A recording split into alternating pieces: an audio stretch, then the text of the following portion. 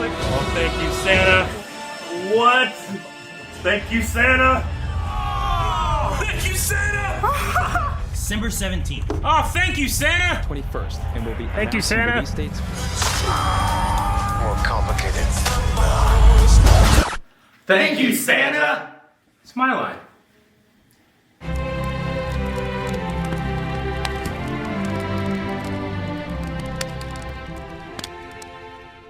Hey guys, Crew of Blind Wave, I'm Eric. Rick.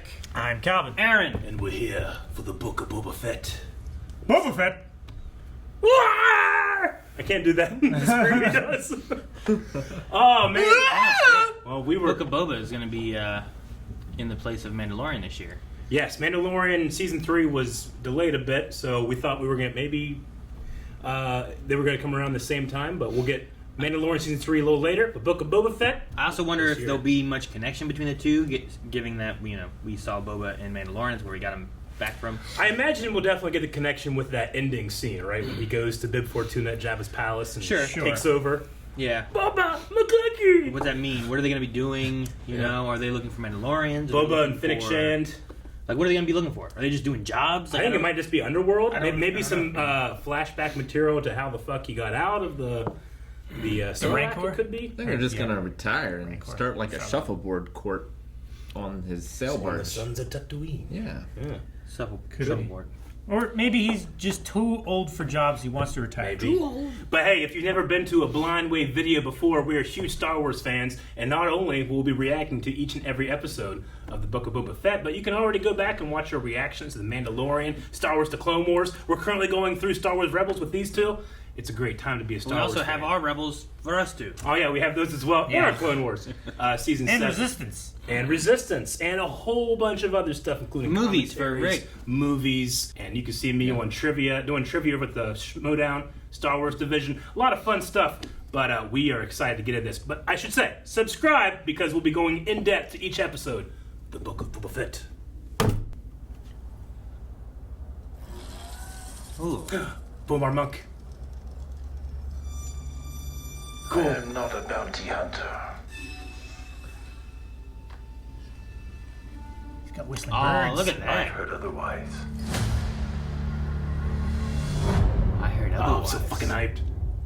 Oh, look at the coloring. Yeah. They got the color. Fennec.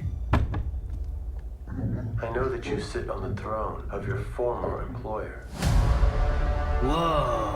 Whoa, is that Bastine? Jabba ruled with fear.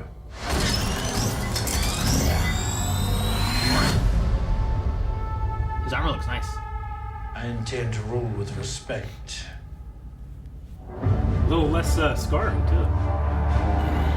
Oh, You Jabba's were palace. once captains under Jabba the Hutt. I'm here to make a proposal that's mutually beneficial. This song. This is cool. Why speak of conflict when cooperation can make us all rich? Underworld, baby. What prevents us all from killing you and taking what we want? Oh, money!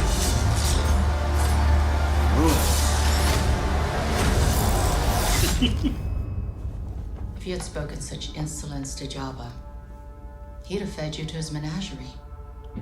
Yep. Please. Speak freely. Maybe you should speak freely. December 29th. Awesome. You know, that's cool. That is cool. Looks like a lot of Tatooine. I don't know what city that was. That was really cool looking though. I loved it. It was huge, too. It was. We have Mos Eisley and Mos Espa, Yeah. and then we know of the one for Mandalorian, right, where the sheriff's at. Sure. There's also some kind of town somewhere called Anchorage. Anchorhead. Anchorhead. Yeah. Anchorhead, yeah. And then Bastine is the capital of Tatooine, so maybe it's Bastine. I'm not really sure. I don't know about it being in a crater. Yeah, sure. Which is I interesting. wonder if that would like keep it from the wind. I was gonna say that's probably good for the desert. I somehow. I feel like that crater would fill up eventually. They gotta like sweep the streets and like sweep it, cart man. the dirt out. Yeah, droids. Give them sweeping. Maybe there's like a Yes. field protecting it too or something. Maybe. Sure. I'm glad that we kept the theme song, at least for the trailer, that we had with Boba Fett from Mandalorian. Doom, da, doom, boom, doom. That's pretty cool. His armor looks a little Cleaner? fresher.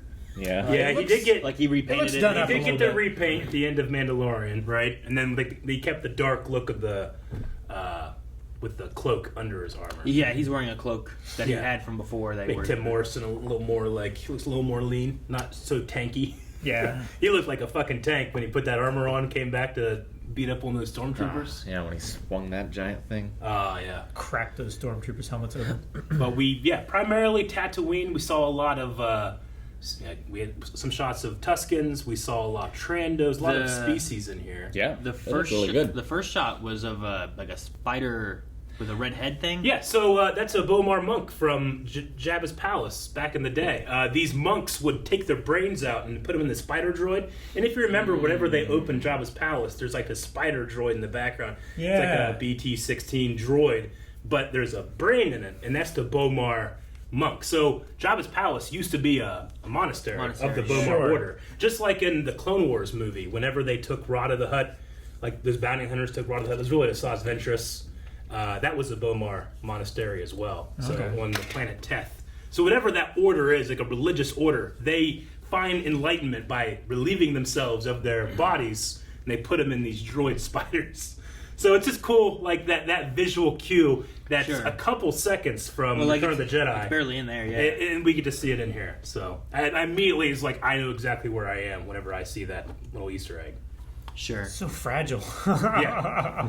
Yeah. They're called like perimeter droids, these spiders. But yeah, the Bomar monks, that's a brain in there. All right then. That is But yeah, strange. That's bigger than it looks then if that's a Yeah. normal human-sized brain. Yeah. Yep, no, that's a big one. And it's hard to get scale whenever you're like looking Yeah. at like the ground with like a But spider you- and like, well, how far away is that? Is that big? Is it Do you remember C-3PO coming in? He's like, "R2, don't leave me!" And then there's a big spider behind him. He's like, "Oh!" He runs off. It might even be the same one. Who knows? All right then. But yeah, we get a lot of alien races with Twi'leks. We get this guy here, An yeah, Thorian Thorian, deer, looks which like a- it kind of reminds me of, especially with the antiques and stuff around him. There's a Thorian that runs a shop at Galaxy's Edge, right? The place at Disney World that's supposed to be on Batuu, this canon world. His name is Ondar something, Doc Ondar, and he looks exactly like that. He collects antiques. I wonder if that's meant to be Doc Ondar. I mean, he could be coming here looking. There was someone in the very beginning who was talking about like, I hear you're a bounty hunter. Yeah. And he's like, oh, I'm not that. It's like, Sure. Well, who's the voice asking for a bounty? And Yeah, the sure. bounty doesn't have to be human or No. person. Sure. It could be like an object or something. So maybe you could tie that in. Maybe. I mean, Doc Ondar is my guess, but who knows? This is big feet. Oh yeah, they got Thorians big do have big hammerhead feet. Yeah. Yeah. Now at the table we had like I think it was Trandoshans, and then there was like my best thought was like bulldog is my best description of these guys. I don't know what I don't know what these guys are. Clantonian. They appear at Jabba's sail barge. They're also guards. I think the first guy that goes in In the pit. the pit, he's one of those species. And I just think don't it's know what they're called. Clantonian, maybe. I might be wrong. But we But don't yeah, they remind me of those guys. sure. Trandos look really good though. They do. Especially the one in the red with the Yeah. green around it. Like, something about the eyes look The very... yellow eyes. Yeah, they look pretty good. It's not just like a mask. There's like almost like digital enhancement there. Yeah. I like the Gamorrean guards in the background, Just Yeah, the Aqualish as well, which we saw. which is interesting. I We feel saw like Cara Dune beat the show, a bunch of Aqualish last Mandalorian. I feel like on Tatooine we don't usually see too many of them, which is True, yeah. interesting to have more of these guys here on Tatooine. The shot of the Tusken Raiders looks so cool. I really like that. And I don't know about you guys, they seem like they're wearing like almost darker clothing than we've usually seen Tuskens I wear. think it's just desaturated. Maybe it's to tell. desaturated. or it's could be. silhouetted. But whenever he showed up in Mandalorian, he was wearing a darker Like a outfit, dark but he brown. looked like a Tusken kind of. Yeah. You know? Sure, but even like their headpieces seem darker, but it could just be the Like, shot. could it be that they found him on Tatooine? Will we get flashbacks to his wanderings after? That's possible. It could be that that's a flashback for him, and you're seeing more so of him being found. Yeah. And then maybe he lives with the Tusken Raiders for a while or something. I don't know. We got a shot of 2 Twi'lek women here, and the pink one looks like almost like Aayla Secura looking. Like sometimes with the Twi'leks, they look like quote unquote normal or like scary. Like we had in Mandalorian season 1, the sharp teeth and I can't remember her name right now, but this actress, I don't know. She looks familiar in the eyes. Mm-hmm. It's like I should know her. Star Wars Underworld has been a long time coming in terms of a story TV show anything. Just for it. Does it feel like Tim Morrison doesn't have as much scarring this time? I mean, he has a little, but it doesn't feel like as much to me. I mean, maybe he went to a back-to-tank. I was going to say maybe he got some doctoring and stuff done. He's been in the desert for a long time, so just getting some moisture back into your skin, I'm sure, is going to help. Yeah, the laser shields look pretty cool. Mm-hmm.